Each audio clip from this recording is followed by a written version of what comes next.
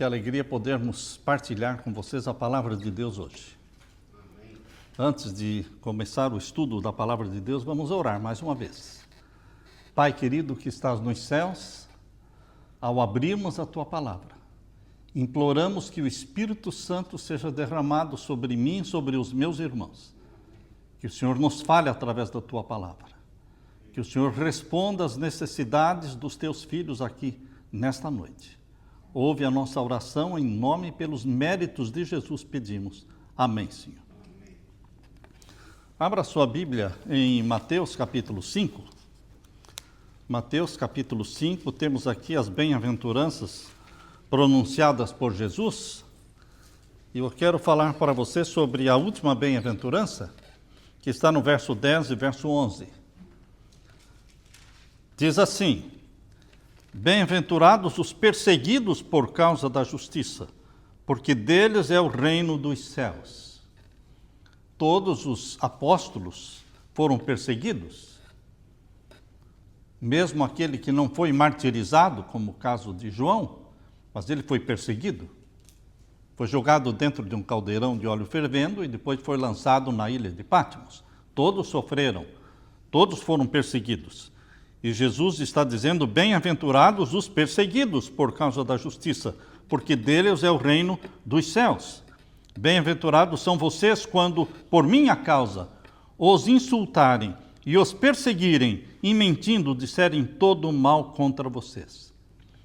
Então Jesus não prometeu um mar de rosas, Jesus não prometeu um céu azul, sempre azul. Não, Jesus Cristo está dizendo que aqueles que fossem segui-lo iriam passar por perseguições.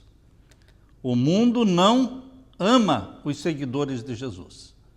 Por isso que Jesus disse em João capítulo 16, abra sua Bíblia, João capítulo 16. E aqui João está falando palavras de Jesus, o verso 33. João 16 e o verso 33. Falei estas coisas para que em mim vocês tenham paz. No mundo vocês passam por aflições, mas tenham coragem, eu venci o mundo. Jesus não passa a mão na sua cabeça, Jesus não mente para você, Jesus é transparente, ele não engana as pessoas, ele não está prometendo o céu aqui na terra para você. O céu ainda não veio. Enquanto estivermos na terra, não espere por aplausos, elogios, amor de todos. Não, não é isso que Jesus prometeu. Jesus foi perseguido. E se alguém poderia ser elogiado e aplaudido, era Jesus. Mas ele foi perseguido, foi morto pela sua própria nação. Os apóstolos também o foram. No Antigo Testamento, o que mais sofreu foi Jó. Uma lição de sofrimento.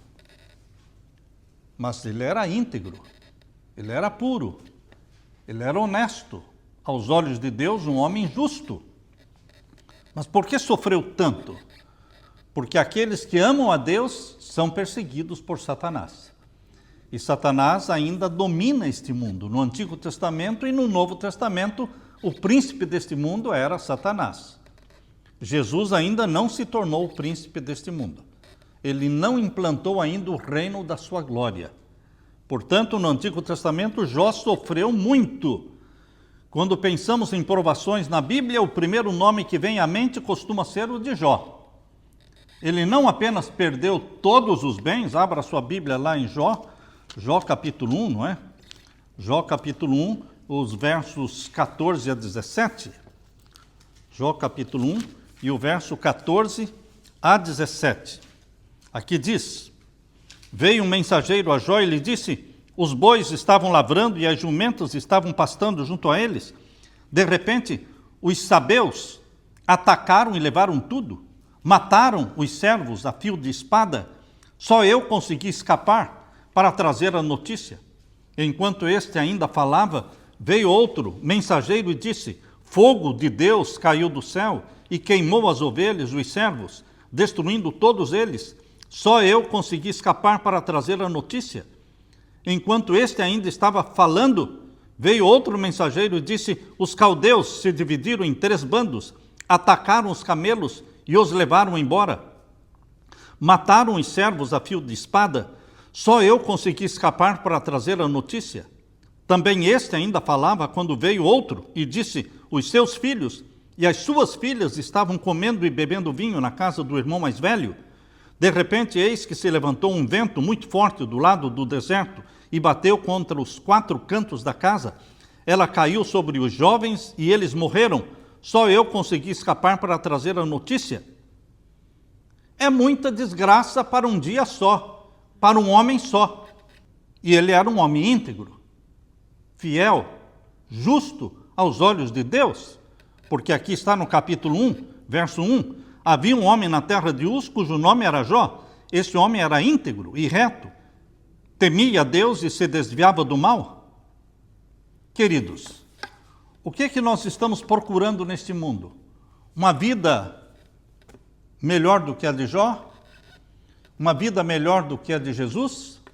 Uma vida melhor do que a de Pedro, de Tiago, de João ou de Paulo? Porque é muito comum para nós, seres humanos, ansiarmos pelo aplauso, pelo elogio, por ser querido pelos outros. As pessoas mais sensíveis, elas sofrem quando alguém olha para elas com olhares duros ou críticos. Então, queridos, nós, como filhos e filhas de Deus, estamos aqui, mas aqui não é o nosso lar. Não é o nosso lar, nós estamos aqui como peregrinos, de passagem. No Novo Testamento a história não mudou. Quando os amigos de Jó vieram consolá-lo, eles ficaram 7 dias olhando para Jó sem falar nada, ficaram mudos por 7 dias. Só olhando para ele, porque viram que a situação dele era deplorável. E quando abriram a boca para falar, teria sido melhor ficarem calados. Porque só aumentaram a dor de Jó. Porque começaram a acusar Jó. E Jó sabia que não era culpa dele. Ele não tinha feito nada. Ele tinha consciência de que ele era fiel a Deus. Mas interessante, queridos, que Jó, em toda essa desgraça, aqui diz no capítulo 1 e o verso 20, veja aí o capítulo 1, verso 20. Então Jó se levantou, rasgou o seu manto, rapou a cabeça, prostrou-se em terra e adorou. Não xingou, não blasfemou, não jogou tudo para cima, não se rebelou contra Deus, mas aqui diz que ele rasgou a sua roupa, prostrou-se em terra e adorou a Deus. E disse: nu saí do ventre da minha mãe, nu voltarei. O Senhor deu e o Senhor tomou. Bendito seja o nome do Senhor. Em tudo isto Jó não pecou, nem atribuiu a Deus falta alguma. Exemplo daquilo que Deus espera de você. Exemplo de vida que Deus espera de você. Mesmo perdendo o emprego, mesmo ficando doente, mesmo faltando isso, faltando aquilo, nós temos que dar glória a Deus. Glória a Deus. Jesus Cristo, sendo dono de tudo, viveu como pobre na terra. Jesus disse: as raposas têm seus covis, os passarinhos têm seus ninhos, mas o Filho do Homem não tem onde reclinar o quê? A cabeça. Quem era que sustentava o ministério de Jesus? Um grupo de mulheres. Um grupo de mulheres que vendiam suas propriedades e usavam esse dinheiro para sustentar o ministério de Jesus. Mas ele era o Senhor do mundo, mas viveu como pobre, perseguido, odiado pela sua própria nação. Segunda carta de Paulo aos Coríntios, capítulo 11. Vejam como foi a vida de Paulo. Finalzinho do verso 23. Em trabalhos, muito mais. Em prisões, muito mais. Paulo está enumerando aqui que ele trabalhou mais do que os demais apóstolos, embora ele não fosse reconhecido como apóstolo. Teve muito mais prisões do que os apóstolos e mesmo assim não era reconhecido como apóstolo. Por isso ele diz, em trabalhos, muito mais. Em prisões, muito mais. Em açoites, sem medida. Ele foi açoitado muito mais que os outros apóstolos. Em perigos de morte, muitas vezes. 5 vezes recebi dos judeus 40 açoites menos 1. 5 vezes ele foi açoitado com 39 chicotadas. Daquelas que cortam a pele, cortam a carne. Porque os chicotes tinham aqueles metais na ponta para realmente dilacerar a carne e sangrar. 5 vezes ele foi açoitado. Ele não recebeu 5 açoites, ele recebeu 5 quarentenas de açoites, menos 1. Então, por misericórdia, eles não davam a 40ª, né? Davam 39 chicotadas. A primeira vez, a segunda vez, enfim, 5 vezes.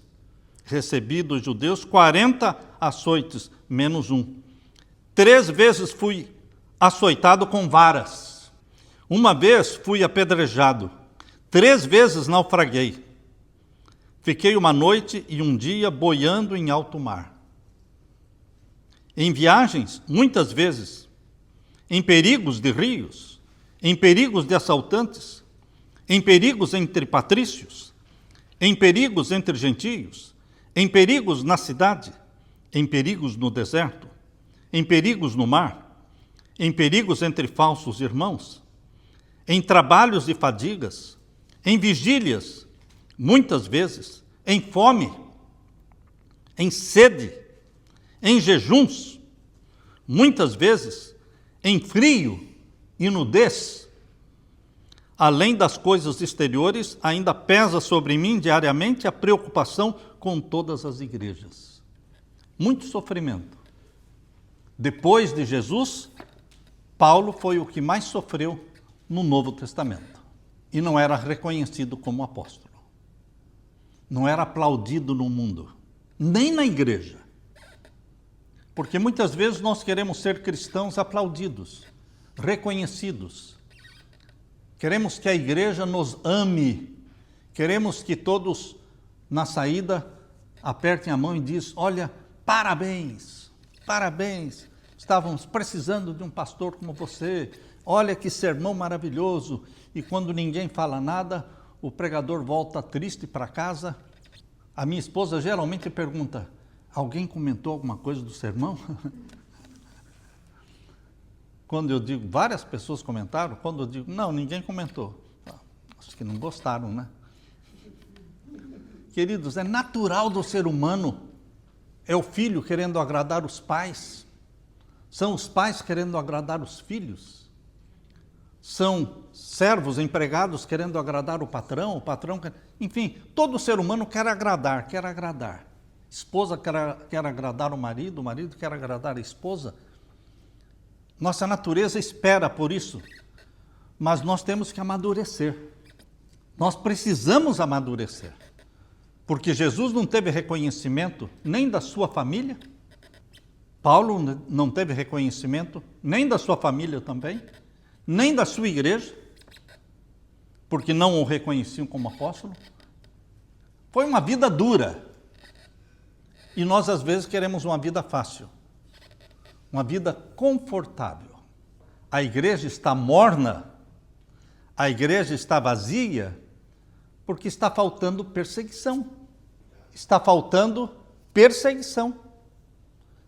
Está faltando acender a fogueira. Por que não existia apostasia na igreja primitiva?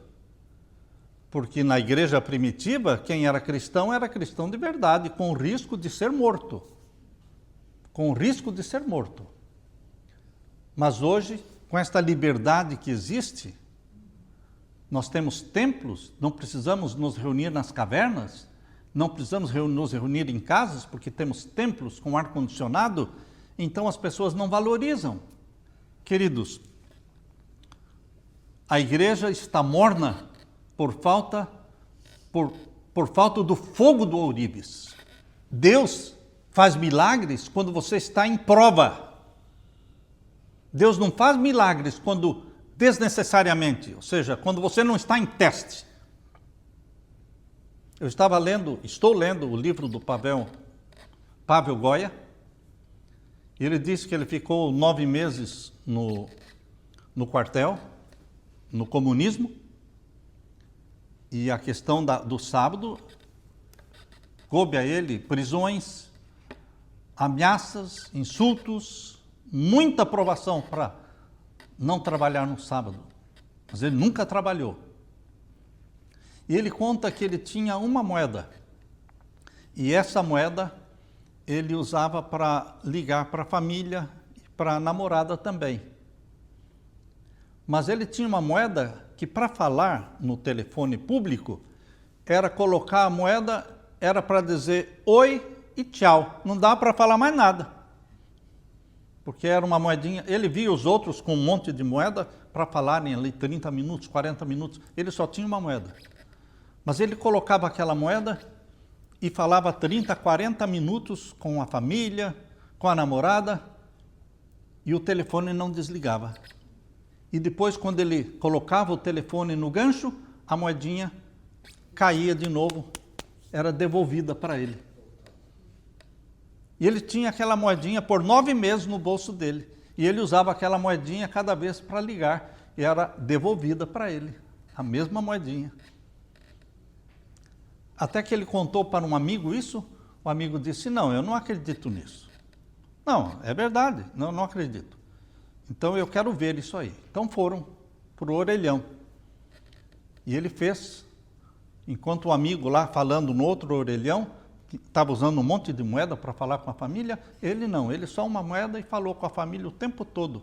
E o amigo falou, não, eu acho que você encontrou um orelhão estragado, que não funciona. Por isso, não está cobrando. Tá, então vamos trocar. Então você vem nesse aqui e eu vou naquele lá. Do mesmo jeito.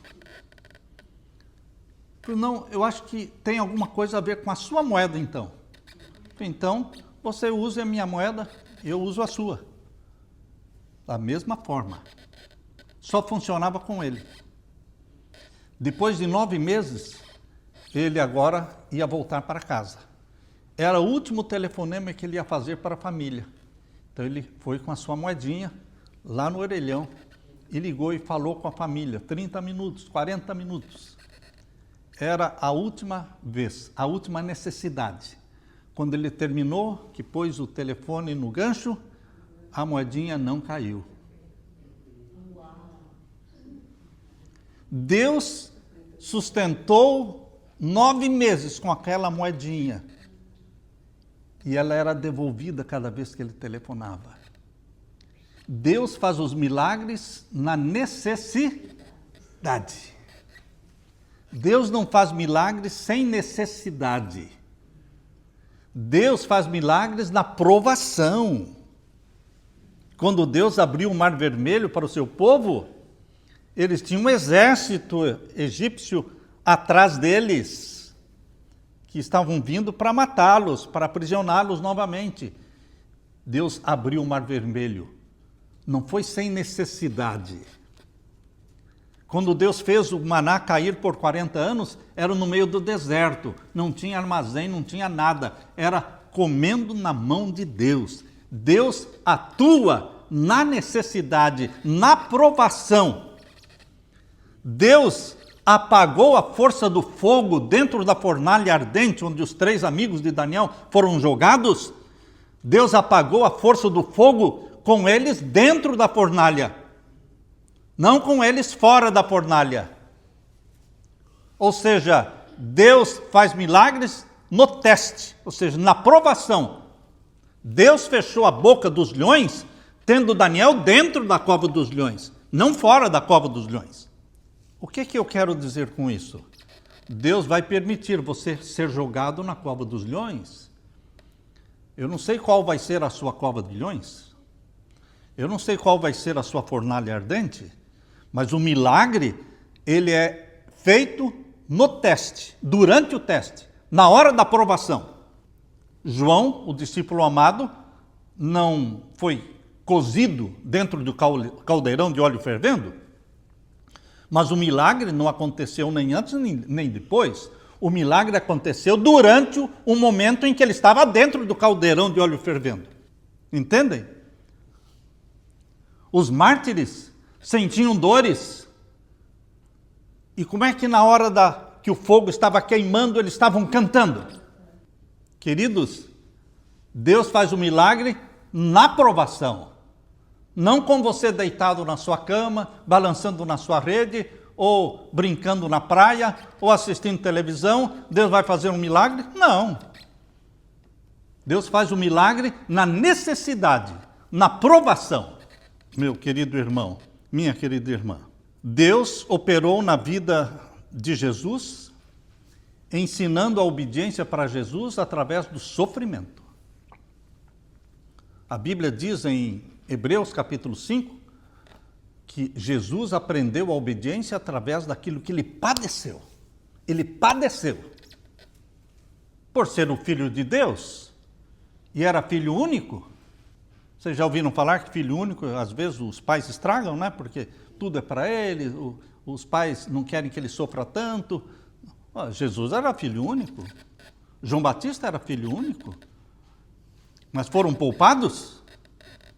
Não, não foram poupados. Deus o Pai permitiu que o seu Filho unigênito fosse o quê? Provado e suasse sangue, suor de sangue. Ele era o Filho amado. Você também não é o Filho amado de Deus? Você também não é o queridinho, a queridinha de Deus?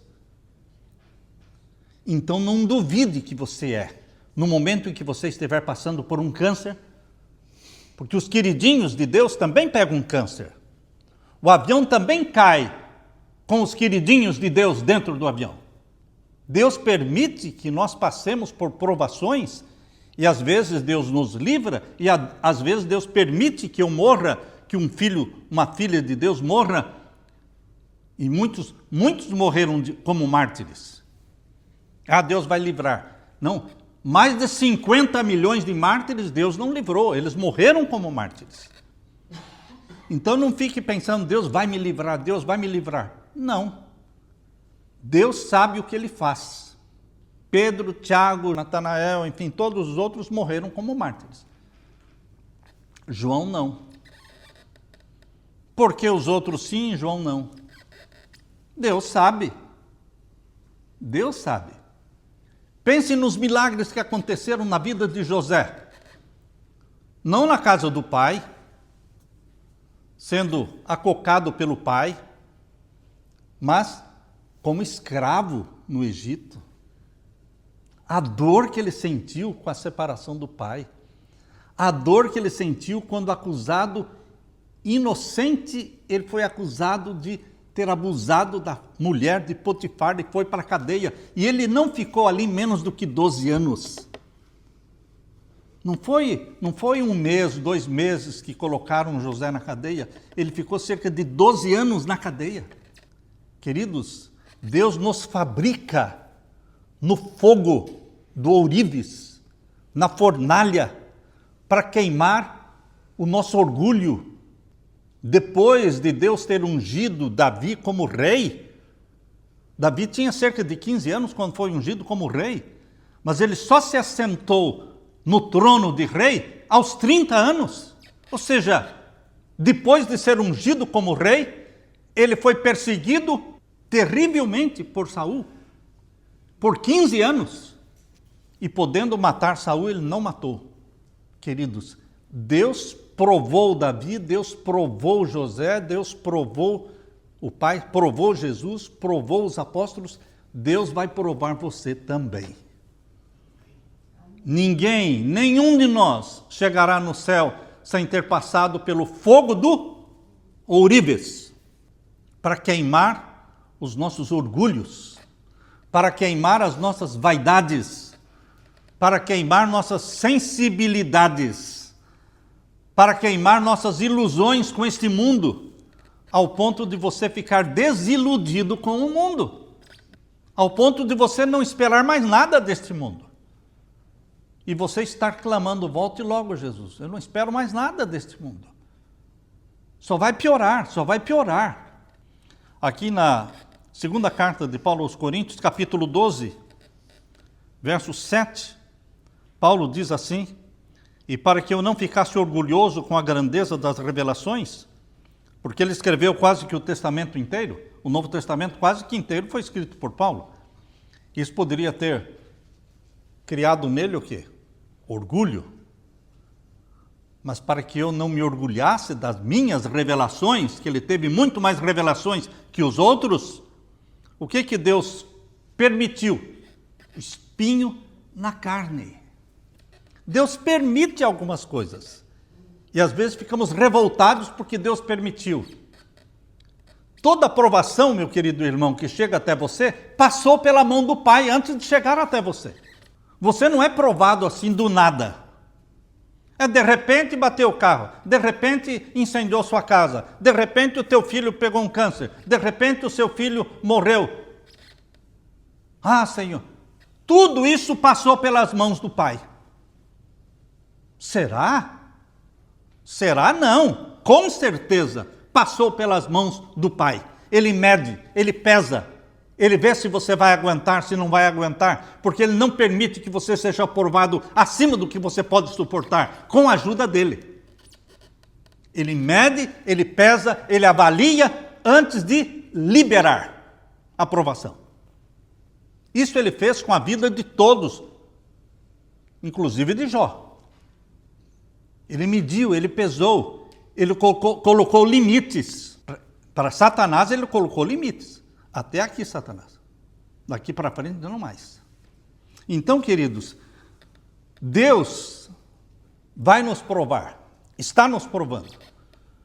Se ainda não chegou para você a aprovação, a fornalha ardente, não se preocupe, vai chegar. Tem como evitar? Não tem como evitar. Deus não vai levar para o céu pessoas que não passaram pelo fogo do ourives. É um risco de começar o pecado outra vez no céu. Porque o risco, a probabilidade é muito grande. E se alguém lá resolve novamente se rebelar contra Deus? Deus não vai levar para o céu pessoas que não foram o quê? Provadas até a morte. Pessoas desiludidas com o mundo, mas apaixonadas pelo céu. Deus permite. Deus está no controle da sua vida quando você é filho, quando você é filha, quando você busca por isso. Deus está no controle. E Paulo diz aqui na segunda carta aos Coríntios, capítulo 12, para que eu não ficasse orgulhoso com a grandeza das revelações, foi-me posto um espinho na carne, mensageiro de Satanás. Mas foi por permissão de Deus. Ou vocês acham que o espinho na carne foi colocado nele sem a permissão? Não, Deus permitiu. Assim como permitiu Satanás destruir tudo que Jó tinha, e depois Jó foi afetado por uma doença, ficando com aquelas feridas da cabeça aos pés, mas com a permissão divina. Fica difícil para nós seres humanos entendermos como é que Deus trabalha. Até onde Ele permite? Ele sabe, nós não sabemos até onde Ele vai permitir acabar o dinheiro. Como eu sofri muito para construir igreja, e pela graça de Deus, a Leila e eu construímos muitas igrejas no Brasil ao longo do nosso ministério. Agora, quando nós fomos mandados por Deus para o campo, para a fazenda, eu pensei que era para descansar mesmo, mas não. Os interessados começaram a surgir, foi crescendo o número, crescendo. Eu disse, Leila, não vai ter jeito, a gente vai ter que construir alguma coisa. Eu orei para Deus, Senhor, eu estou disposto a construir, mas eu sofri tanto nas construções, será que desta vez o Senhor poderia me ajudar a construir sem sofrer tanto? Porque seria tão bom se eu pudesse construir com dinheiro que as pessoas dessem, porque antes eu passava noites sem dormir, buscando, Senhor, como é que eu vou pagar os funcionários? E Deus disse, sim, eu vou fazer isso. E as doações começaram a chegar. Pela primeira vez na vida, eu comecei a construir com doações que já estavam chegando. Mas ainda tem provações. Ainda tem provações. Queridos, aqui diz, 3 vezes pedi ao Senhor que afastasse de mim o espinho na carne. Paulo queria se livrar do espinho na carne, sim ou não? Quem não quer se livrar de um câncer? Quem não quer se livrar de uma doença? Todo mundo quer. E Paulo pediu. O Paulo que ressuscitava mortos, pegavam o lenço de Paulo. Nem era Paulo, era o lenço de Paulo. E levavam e as pessoas eram curadas com o lenço de Paulo. Mas ele era doente. Você entende isso? Você entende? Ele era doente. Se ele ressuscitava mortos, curava as pessoas, e por que ele não se curava? Porque na oração você sempre diz o quê? Seja feita a tua vontade. Ora, se Jesus ressuscitava mortos, Jesus curava as pessoas, por que ele não se livrou da morte? Por causa desta oração. Qual a oração? Seja feita a tua vontade. Quando você faz esta oração, a vontade de Deus será feita. E a vontade de Deus nem sempre é a cura, nem sempre é a libertação. Ele permite, porque eu não sei. No céu, um dia, Deus vai nos explicar. Lembra daquela vez? Lembra aquela situação em que você estava? Eu não tirei você, eu permiti você passar pelo vale da sombra da morte, mas eu vou explicar para você agora o porquê. Mas isso nós vamos ter uma resposta lá. Aqui nós não temos ainda. A gente tem que confiar. Confiar. Por que um pastor fiel morre? Não é?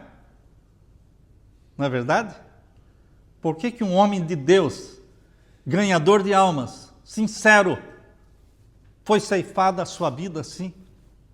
A nosso ver, antes do tempo. Para nós, antes do tempo. Mas para Deus não foi antes do tempo. Porque Deus sabe todas as coisas. Nós não sabemos. Então Paulo diz aqui, 3 vezes pedi ao Senhor que afastasse esse mensageiro de Satanás, espinha da carne de mim. Então ele me disse, Deus respondeu, Paulo, a minha graça é o que basta para você. Uma resposta direta, sim. A minha graça te basta. Mas e a minha doença? Não. A minha graça te basta. Ele morreu com essa doença, meu irmão. Essa doença não desapareceu até o dia em que ele foi decapitado. Porque Paulo morreu decapitado em Roma. Mas por que Deus permitiu que esse homem que escreveu quase que o Novo Testamento inteiro fosse decapitado? Por que Deus permitiu que o seu filho unigênito morresse? Queridos, Deus não ama menos o filho unigênito dele do que a você. Você não é um filho de segunda categoria. Não, o filho unigênito de Deus era em primeira categoria, nós somos em segunda. Não existe segunda categoria de filhos e filhas de Deus. Ou somos filhos e filhas ou não somos. Se nós nascemos do Espírito e fomos gerados pelo Espírito Santo, então somos filhos e filhas de Deus como Jesus. Mas ele vai permitir que você passe pelo fogo do ourives. Por isso ele disse para Paulo, a minha graça é o que basta para você. Porque o poder se aperfeiçoa na fraqueza. De boa vontade, pois, Paulo entendeu isso aí. De boa vontade, pois, mas me gloriarei nas fraquezas, para que sobre mim repouse o poder de Cristo. Por isso, sinto prazer nas fraquezas, nos insultos, sinto prazer nas privações, nas perseguições, nas angústias, por amor de Cristo. Porque quando eu sou fraco, então eu sou forte. Ele entendeu. Queridos, Jesus Cristo ama você e a mim. E porque nos ama, Ele vai permitir que você e eu passemos pelo vale da sombra da morte. Ele quer purificar o seu caráter para que brilhe com o ouro do caráter de Jesus. Ele quer dar para você a fé dele. Aqueles que têm fé nele receberão a fé dele. A fé dele é esta que faz com que você dê glória a Deus mesmo na tristeza e na doença. É a fé dele. A fé dele só é dada para aqueles que exercem uma fé nele. A fé que nos salva. Amém? No mundo tereis aflições, mas tenham bom ânimo. Eu venci o mundo. Aleluia!